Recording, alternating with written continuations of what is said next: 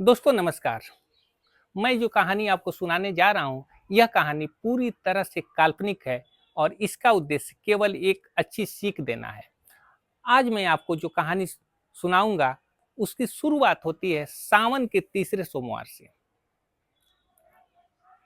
सुबह के 5 बजे थे।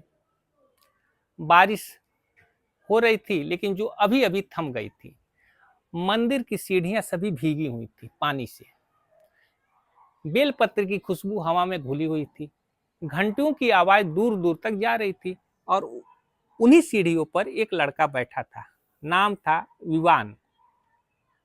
विवान के एक हाथ में मोबाइल, दूसरे हाथ में जल का लोटा, लेकिन उसकी नजर शिवलिंग पर नहीं, मोबाइल की स्क्रीन पर थी।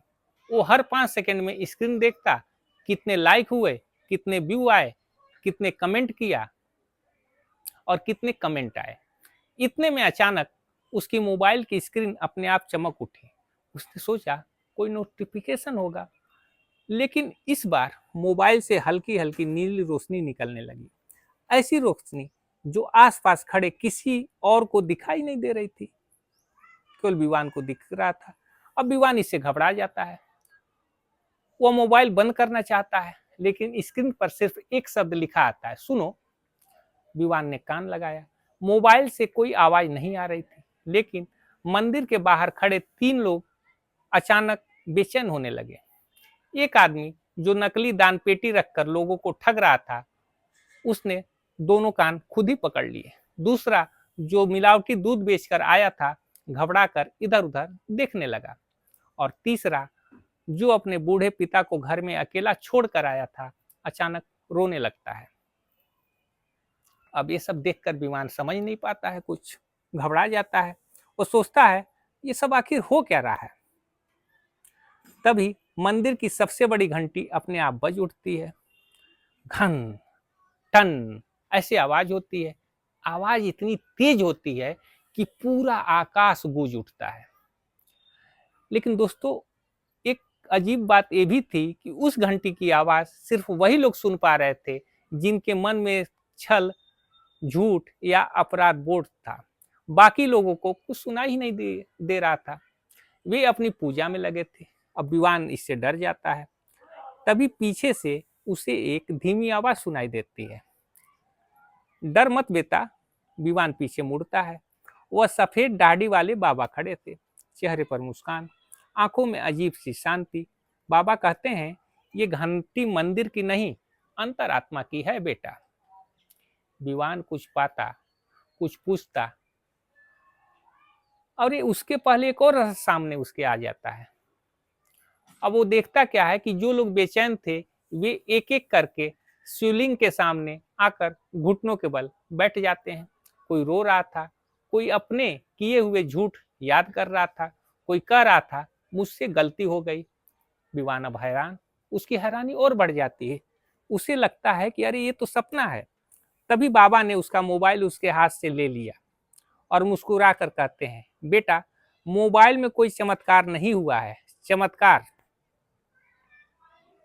उसे चमत्कार तो उस पल होता है जब इंसान पहली बार अपनी अंतरात्मा की आवाज सुन लेता है। इतना कहकर उन्होंने मोबाइल वापस कर दिया। अब स्क्रीन बिल्कुल सामान्य थी, न रोशनी, न कोई संदेश।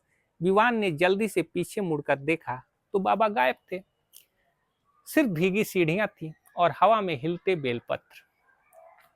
वे भागकर पुजारी के पास जाता है, कहता है, अभी अभी जो बाबा थे वे कहाँ गए। पुजारी मुस्कुराए और कहते हैं, बेटा, आज सुबह तो यहाँ कोई बाबा आया ही नहीं। विवान की धड़कन तेज हो जाती है। उसने फिर अपने मोबाइल की स्क्रीन देखी। इस बार उस स्क्रीन पर सिर्फ एक वाक्य लिखा था, जिस दिन मोबाइल तुम्हें दुनिया से जोड़ने के साथ साथ अपने मन से भी जोड़ दे, उसी दिन उसका सही उपयोग शुरू हो जाएगा। यह उसकी स्क्रीन पर लिखा हुआ आ रहा था, अपने आप न जाने कहां से। समझ ही नहीं पा रहा था कि यार कि मेरे मोबाइल पे लिख के कैसे आ गया। लेकिन इतना लिखा हुआ देखकर उस दिन विवान ने एक ही फैसला किया। मोबाइल छोड़ा तो नहीं उसने, लेकिन मोबाइल का गुलाम बनना छोड़ दिया। उसने समय को बांटा, पढ़ाई भी, परिवार भी, सेवा भी और तकनीक भी 4 भागों में उसने मोबाइल अपने समय को बांट दिया। और कुछ साल बाद वही लड़का एक बड़ा वैज्ञानिक बनकर निकला, बहुत बड़ा वैज्ञानिक बन गया पढ़ाई याद करके।